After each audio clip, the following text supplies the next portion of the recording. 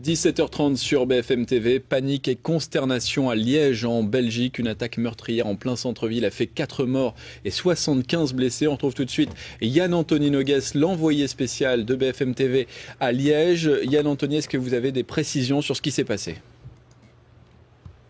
Écoutez Mathieu, la scène s'est déroulée à 12h30, donc aujourd'hui sur la place Saint-Lambert ici à Liège qui se trouve derrière moi. Le périmètre a été bouclé par la police. Alors c'est un espace très commerçant. L'auteur des faits, Nordine Amrani, 33 ans, a lancé des grenades en direction de 2 abribus où attendaient des gens, puis il aurait vidé un chargeur de Kalachnikov sur la foule. Alors après ces tirs, la police qui recherchait des éventuels complices a quadrillé le centre-ville, un hélicoptère a survolé Liège, mais la police pense désormais qu'il aurait agi seul.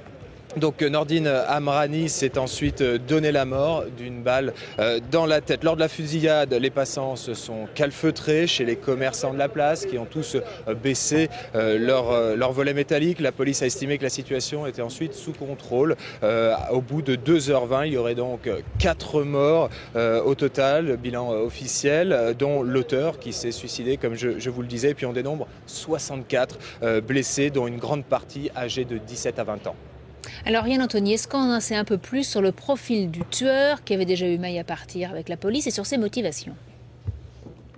Écoutez, Florence, Nordine Amrani, je vous l'ai dit, c'est son nom. Donc il avait 33 ans, il était connu des services de police pour notamment détention d'armes, trafic de stupéfiants ou encore association de malfaiteurs. Il était sous liberté conditionnelle depuis plus d'1 an. Il avait été condamné il y a 3 ans, à presque 5 ans de prison ferme pour la détention d'une dizaine d'armes et également pour la culture de cannabis. Il avait d'ailleurs été convoqué ce matin même par la police pour une audition. Alors la police devait faire exploser sa voiture, la voiture du tueur, par précaution. Et puis d'une minute à l'autre, ici, au palais provincial, le roi Albert II et la reine, ainsi que le Premier ministre Elio Di Rupo et la ministre de l'Intérieur Joëlle Milquel devraient faire une conférence de presse. Donc voilà, les plus hautes autorités de l'État immédiatement mobilisées. Beaucoup d'émotions ici à Liège et dans l'ensemble de la Belgique autour de ce sordide événement.